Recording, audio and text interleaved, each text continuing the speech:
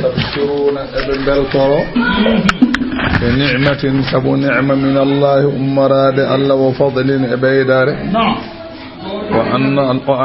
وأن الله وند الله لا يضيع يبتاكو أجر جبدي المؤمنين مع الجلب بالترو وند الله كدي يبتاكو يستبشرون ابن بالترو بنعمة براجي من الله أمراد الله وفضل أبورال أبيدار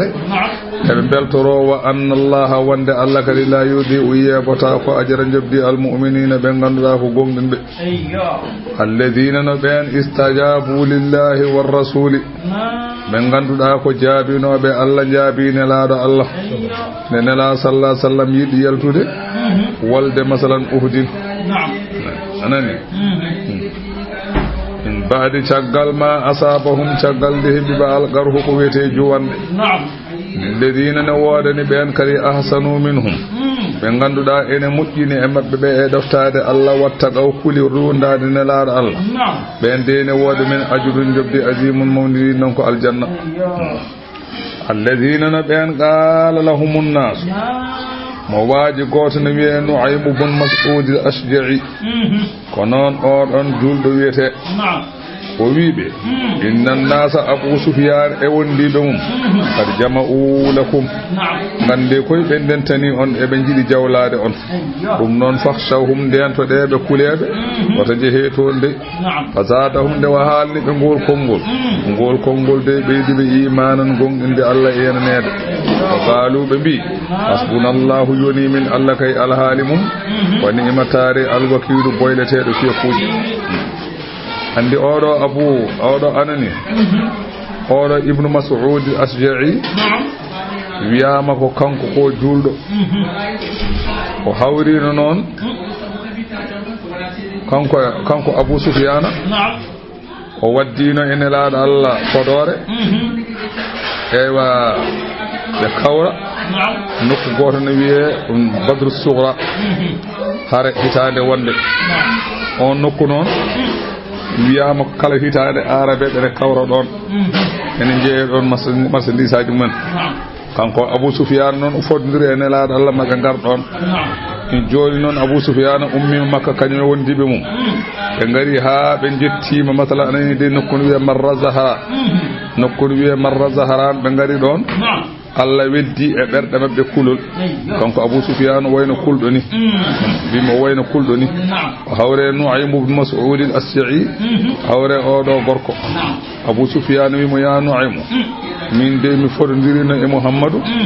min kawra ɗo henna kala e ndeɗo hitande noon ko hitande caɗele ko hitande kokke mboɗo yiɗi noon lundagol ngol wasa ummorade am beele ummoro e Muhammadu sa yeehi toon beele mi hokkuma geloɗi 10 sa yeehi toon bonna ɓerɗe mabɓe beele ɓe mbasa arde kamɓe julɓe tan lundagol ngol ummoroto mabɓe Abu Sufyan yiɗi wultade kanko no aymo totta geloɗi 10 o faati Madina ko sahaba noon o faati Madina o tawi nela sallallahu alaihi wasallam e sahaba mum ne keblo yidde yaade toon o wi to paaɗon nelaɗo wi ko Abu Sufyan min baddino fodore no hikkani emin kawra badru sughra kanko noon o wi o ala ko mbawɗon mabɓe de ɓeɗo ɓe jiiɗon min fotte mabɓe ɓe ɓaydo leydi nde so tawi on jaɓino oto jeehe koye faksahum dentoɗeɓe koye nela sallallahu alaihi wasallam mi woodi mi mami yaltu hayso ko min goto nelaɗo yaltini wonde temedde ujunere temedde joyi julɗo haɓe jetti badru sughra o on saaha noon ko saaha luumu eywa ɓe goni ɗon balɗe 8 eywa ɓe kawre feeto ngo e ko ɓe joguino foof ɓe jeeyi marchandise aji mabɓe kala joguinoɗo mbuɗu danci buɗɗi ɗi ganci ɓe kaɓaka ɓe kooti ɓe dañi gañaari oɗo noon kalamɗoɓe o wona kefeero mbimi wona kefeero kono noon o waɗi tan koko moƴƴani ona mbimi on ɗon on ndeɗon haare ɓe kaɓaka kadi julɓe heefereɓe hewɓe jaaɓi Allah arnoɓe luumoɓe ɓeɓe kawruno ɗon ɓe hewɓe hen jaaɓi Allah kisa ɗum woni noon alladina no ɓen julɓe qala lahumun nasu ɓe ganduɗa yimɓe ene mbi ɗumen woni sa nani yimɓe tan ono aymu ibn mas'ud al-asja'i inna an-nas bi abu sufyan e wondibe mum kad jama'u lakum gande ko ebe kawrani on ebe dendani on kebe kewi e bayno leydi dum non fakhshawhum kulebe hoto ngare to mabbe Allah wiinde on haali kar haalani julbe fa zadahum gol don kongol beydi be imanan gongdinde Allah wa qalu bi minen kay hasbunallahu yoni min Allah tan woni imal wakilu tare boyleteedu fiyakuji minen be koy Allah hatan Allah yamri min ja ko min yahobe o do hasbunallahu wa ni'mal wakil non o wi o hadhihi ad-da'watu min afdali ad-da'awati koy duwuji burdi moddude o jeya o do hasbunallahu wa ni'mal wakil wa qad ista'mala hal arifuna andube Allah ene kutoroma lil muhimmati kala gede mabbe kimmude be gollamo ko jaalu iddataha 450 e bala dum temedde nay e capande jeyi hasbunallahu wa ni'mal wakil hasbunallahu wa ni'mal wakil sada wala dum kala ko fulda Allah tan defen faman fa'alaha kafahu Allahu ma ahammahu kala mo wadum ko kimmanda ma Allah heje hen hasbunallahu wa ni'mal wakil tawi ko pourtay ko jalb capande nayi di gadortoda ndewna hen temen nayde tawi ko dafu temen nayi gadortoda ndewna hen capan nayde kono kam ka badda ko gandida fof dum tan mbibi so dafu gandida ko dum so jalbu gandida ko dum mo moddi no fewi tay mo wodi kadi hasbunallahu wa ni'mal wakeel hasbunallahu wa ni'mal wakeel nde ɓe mbiyngol konngol tan Allah wi fan galabu wadde nde ɓe ngummi to badri to ɓe duttodii bi ni'matin nema min Allahi ummarade Allah wa fadlire ɓural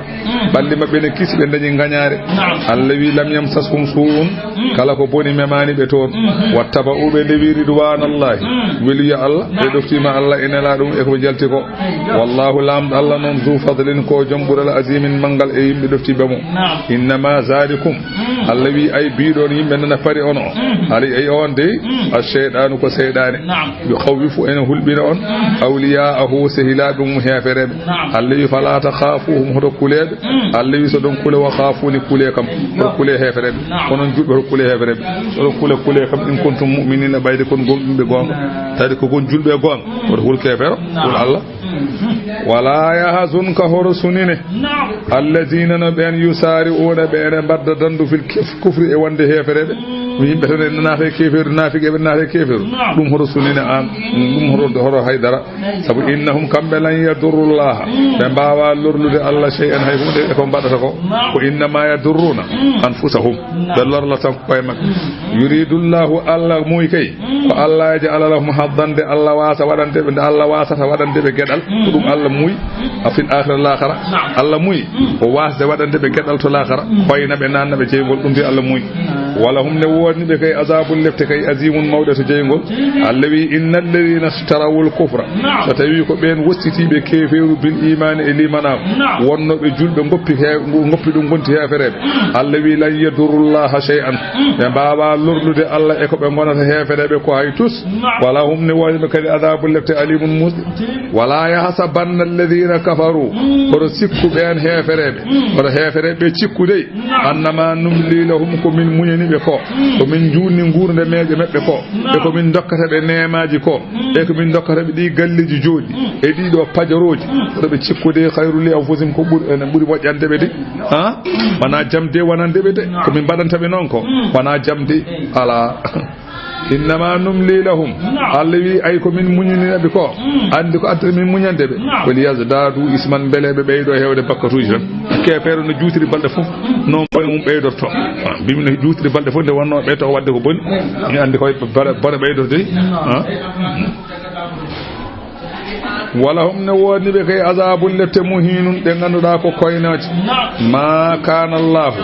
la taaki Allah li yadaral mu'minina ena woppa julbe tan alama antum alayhi e ko gonna e ko gondon doom ko Allah jabata dum bimi Allah woppata julbe tan ene bayno bayni tan taw addare mun jarabuyejo jabata maw jarribobe tan ada wada tan ko welma ada jillude ko mojji ko bun tan ada wada tan tawa jarriba adanyata dum Allah wi watta dum hatta yamiza al khabitha haw falto natige min adibe juldo maw falto natige juldo tan yimbe ganda o ko kefero yimbe ganda o do ko juldo وما كان الله سفراك الله ليدليكم أم جنجتين أن على الغيب إبرنال الله وتعالى والله تعالى كبرني an gandon naafigi on tawa faltaki ala na ko wiita tan an kaari ko naafigi o ko julɗo ala watta noon ko ma wooda no waɗiri tan wooda ko joli tan so ko joli ko joli tan gonɗo naafigi o ɗum yaltina ɗum andini yimɓe gandira o kam ko naafigi wooda ko joli tan jihaadi dawar kay kala bappinɗo cuuɗiɗo ande ndeke oɗo ko wiyatno komi julɗo aɗa ñaama maaro ha kaara aɗa ñaama maaro e liɗɗe suppome aɗa yara glace so waktu erama yaha jama i ɗum kay tiiɗa ɗum kay goto fof ko julɗo tan ɗon kay goto fof ko julɗo ko ma bone waɗa kay ma hande kay kadi yimɓe nan to padi on son gari kono wareteɓe nde ande julɗo e naafik nden noon ma nande suudu mudda mata yaltude nden ande noon wadde o ndeke ko naafik wonno nde ko wi ko julɗo wofe nan Allah jaɓata tan ولكن الله كوني الله كي يجتبي أملاكو ومسوى من رسله أن لا بمكو من يشاء مهاجي وفيدلئه على غيبه ومجلده برنا المك كما طلع النبي صلى الله على المنافقين ونو جلتري النبي على حال النافقين الذي فآمنوا قمتنا بالله الله ورسله أن لا بالله وإن تؤمنوا سأنقمني الله وتتقوا أندين منافقا فلكم نوادنا أجر نجبدي عظيم المون ولا يحسبن ورسكوا الذين نبين يبخلون بين دوا بما آتاهم الله كألا ركض من فضله يقول المون سالفا بأسكر بيفر بتشفو هو كبير دوا خير لهم أنا مجني بي على دي بم الله ركما جودي ها هيو بما يا أسكو تشلدا الله ركما جودي ها هيو بما يجكر أندم تشلدا الله ركما جودي ها هيو بما يا سكو تشلدا شكا دوم أنا مجنما الله ورسكوا دي دون وني ولا يحسبن ورسكوا الذين نبين يبخلون بأن أو بما آتاهم الله فالله ركيل منكم أنا دوا دوم أنا من فضل يقول الله فالله ركيل يقول منكم أنا دوا هو كما دوا ركوا بتشكرا دي خير الله من مجانب والله خير الله من مجانب على كوي مجانب دي بل أشوف كي كما دوا ركوا هو دوم كي شر الله منكم ورد ونند الذي سيؤوقون فبدأنا تشكاج ما بخلوا به كما دويكو يعني يوم القيامة ñalawma darga jawdi ma fo wattere ko cakka ka ɗum ko boddi waɗe e dane ma enen ganma bimi anani كما ورد في الحديث رسول صلى الله عليه وسلم وي يمثل مال مانع الزكاة أنا آمنة جودي كالرنو تطل أسكال بشجاع بود أقرع ناوي له زبيبتان إن جوجي لا شيء جديد أنا نيدي نواتي كوي دانما نوانا نقدم نوانا ويد أنا كنزك أنا مالك أنا كنزك أنا مالك من وني جودي ما من وني كنما ثم تلا نوانا جنبود ولا تحسبن الليل ولا يوم يهما عليها في نار جهنم فتقوى بها جباههم وجنوبهم ويوم القيامة كريم جودي ما فو واتين كون فير ان تاستي بالحق الله ان تاستي غتولما هذا ما كنتم لانفسكم انا دum ngal dum don bin don ko son ciakki man nen kasat bin son jokki endam den kasat bin ko son ngal so ngaski nen kasat inen joni non nani ma mayde ngel duma ha وهذا نونكو إذا كان المال كي من حلال تو كي كو جودي دغيني ني كي وادتيني فما بالك نون إذا كان من حرام وبخل به كدي جودي دنيردا كو نو بونيري كدي داودا كدي تشلدا wadde hen ko moƴƴi ndin kay kam haalataake ko jawdi moƴƴiri ndi naññaɗa no moƴƴiri ndi ko ndin sa dawi mbaɗata ni ko amma jawdi bonni ndi kadi ndin kay kam Allah andina waya ha ngande noon walillahi ko Allah tan jeyi mirasu don teteri as-samawati asamanujo wal arde leydi ko fof tagore nde fof ma war ɗumen ha laaɓa oronta ko jogino ko fof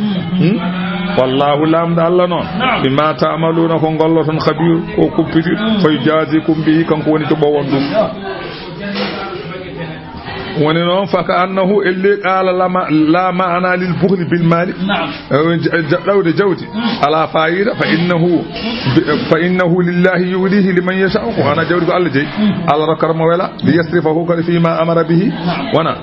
bele neddo o firlita e ko Allah yamiri yo wade muddar hayatihi fa idha mata raja al malu li sahibihi wana wadde so tawi anani de o mayi ni jawdi do fatata wana e jeynodo wana ko Allah tottuno ma ay sa mayi wala kon keftara kanko ronnan ma Allah o hefta jawdi makko ndeke noon sa wawi tan ɗawa nottata sabu jimowo o wi wa mal malu wal ahluna illa wada'i'u wala budda yawman an turaddal wada'i'u o wi jimowo o wi jawdi kay e ɓesngu wonani so wona ko desdal tan mbimi jawdi e ɓesngu hay huude wonani so wona ko desdal wala budda noon jasere ala yawman ñalawma an turaddal waɗa desdal kay artise kam ko ɓooyi juuɗe ma fof ka tara ka desdaɗo am enne gastirɗa wona ko Allah resnuma ma tottinmo aya garowo o jippi koye yahudiyankoɓe woni sababu ɗum ko nelaɗo Allah lamma amarahum bidukhuli fil islami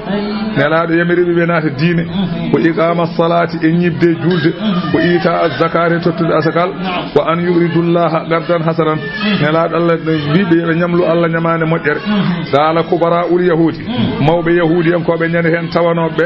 ko wayno ka hayyi bun akhdaba wa kabu bun ashrafa wa fanhas bun azura ɓeɗo hefereɓe mawɓe kerecieji ɓe ñande hen ɓe mbi Aboubacry Siddiq ɓe kawre mum sabu ko Aboubacry Siddiq haalani ɓe ko nelaɗo Allah neli ɗum ko ɓe mbi inna allaha faqirun deke Allah ko basto wa nahnu aghniya wadde minen ko min alduɓe walaw kana ghaniyan mastagaradana sanno noon Allah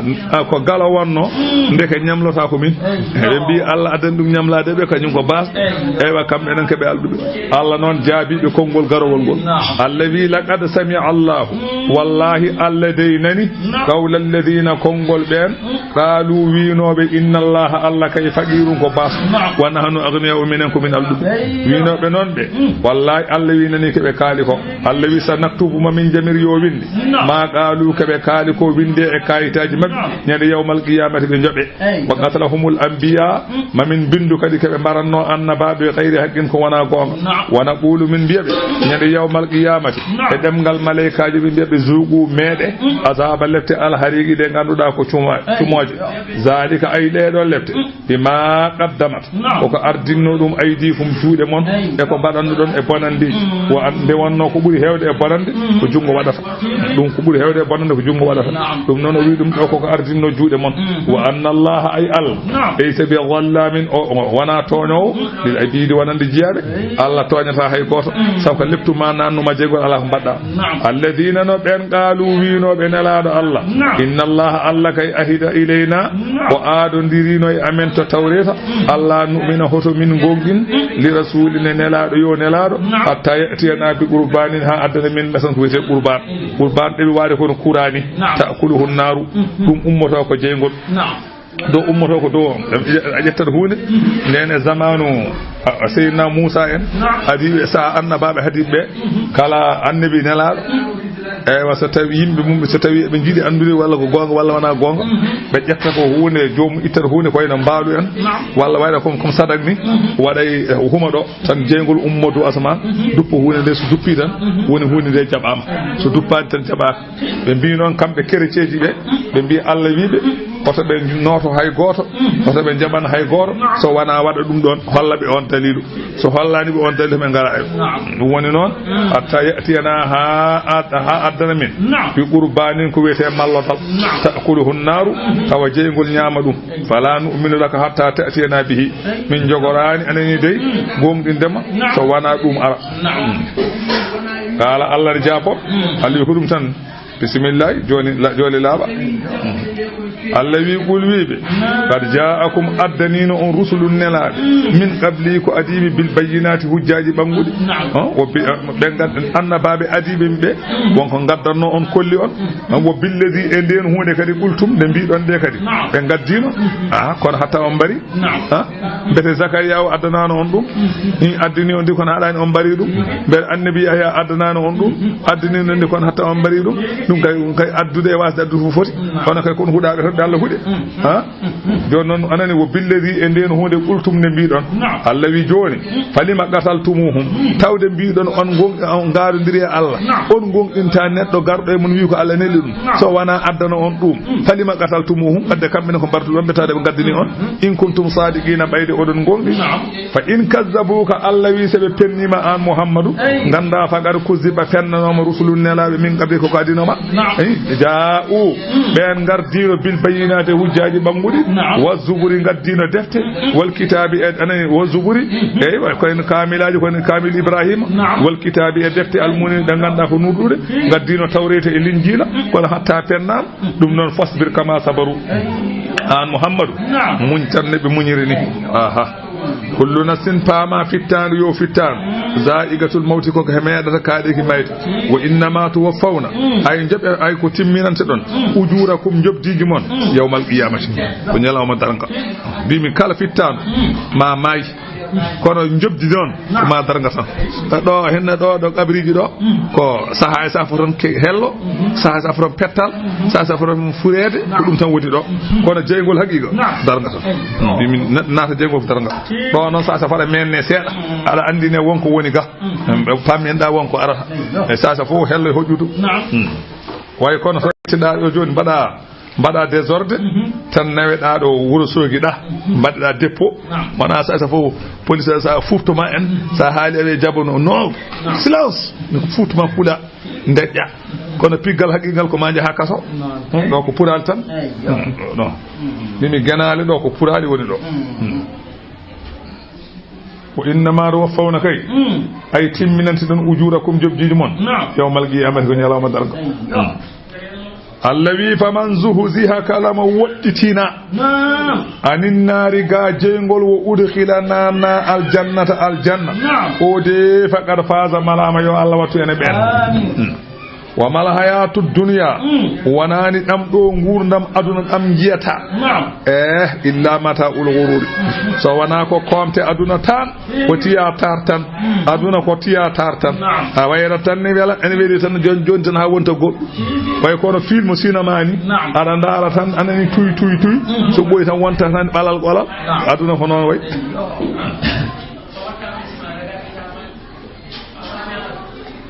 bimana annahu la yudral awaqib ena wayno aduna wattandeji mum hay goto wawa andude qala al imam safai gorko goto wi'eno wete non o wi inna lillahi ibadan fudana dalaqud dunya wa khaful fitana nazaru fiha falamma alimu annaha laysat lihayyin wadana jaluha lujjatan wattakhadhu salihal a'mala fiha sufuna o wi kanko imamu shafi'i o wi Allah tabaraka wa ta'ala omo jogi giyabe be ganduda ko ƴoƴɓe dala duniya be cerino aduna wa khafu be kuli fitna on al-akhirah nazaru fiha be ndari aduna be ndari be tawi aduna ala ko woni falamma alimu de be gandi anani de annaha no aduna laysat la tanakili hayyin gurdo anani de wadana ko hodorde be gandi aduna wana hodorde gurdo anani de jaaluha be mbadi aduna lujjatan be mbadi aduna comme tewru mayo wana ran tewru de mayo luggingo no wayni non aduna way won saha non wattakhadhu be jogiti salihal a'mali golle mojje be mbadi dum fiha e tewru mayo ndu sufunan ko laade e be jola hen e be taccire tewru mayo ndu golle mojje aduna ko ndiyam tan no pamita golle mojje ngoni laana mum tacca fa yala akhira sare bi non hankande ada wada ko welma muta jolo da daña bone woni wal hayatud dunya kay illa mata'ul ghurur allawina tublawunna onon yimɓeɓe julɓeɓe Allah wi ma on jarribe fi amwalikum e jawdele mon aha ma Allah fa e jawdele mon ko wiyete asakkeje afami na'am wa anfusikum Allah fa way balli mon dewe Allah e jarabuyaji nyawuji jawdele mon de Allah wurti hen jaayiyaji aha fo Allah ma waddum e modon so tawi du ware mon yo gandu ko kanko don wadi jetton no mbasa wiide ko mi liggal foto wi non woni bi annahu sayaga'u lahum balaya min Allah bila wasidatin min al-kuffar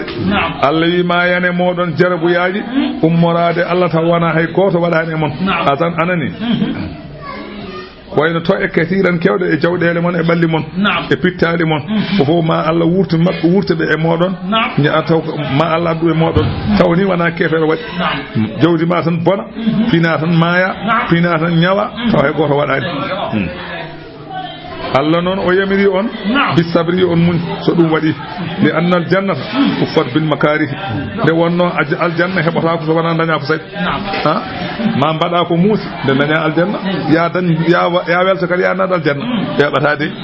mbimi aljanna dañoto ko muusi saɗa puusa ko teddi mbimi ɓaggoɗa koɗo tiiɗi dey wona Pulaar noon wiyata kono ya ɓaggoye wiro mbiya ya puuska teddi ɗi gajjoɗa ari wiro fof ya dañ ko weɗi tan a dañata ko metti a yiyata ko metti wona ɓandu ma wona jawdi ma wona ɓesgu ma a dañata ɗum taade ka juɗɗo kay a dañat fof Allah wi wala tasma'unna ma onnan min alladhina ummarade ben utul kitaba rakkanobe deftere min qablikum ko adi on mo onnane mabbe kambe yahudiyankobe e nasara en wa min alladhina e ben kadi mo onnan asraku e ben be ganda ko heferebe arabe be rewannobe jalengeji Allah yu mo onnane mabbe azan to e kasiran kewde mo onnane yahudiyankobe to e mo onnane nasara en to e mo onnane heferebe makkanabe to e kewde onon julbe be ko wayno ƴettoje en o wayno masalan aybineden o wayno ɓiɓɓe mon rewɓe kette walla rewɓe mon kette ɗum fof mo on ji Allah wi wa in tasbiru so on muñi e ɗum ɗon ko mbaɗa ɗon ko wa tattagu on ndentima hen Allah fa inna zalika gande ɗum ɗon kam min azmil umuri koye pellitu ɗum fiya kuuji ko hunde nde ganduɗa koko waɗata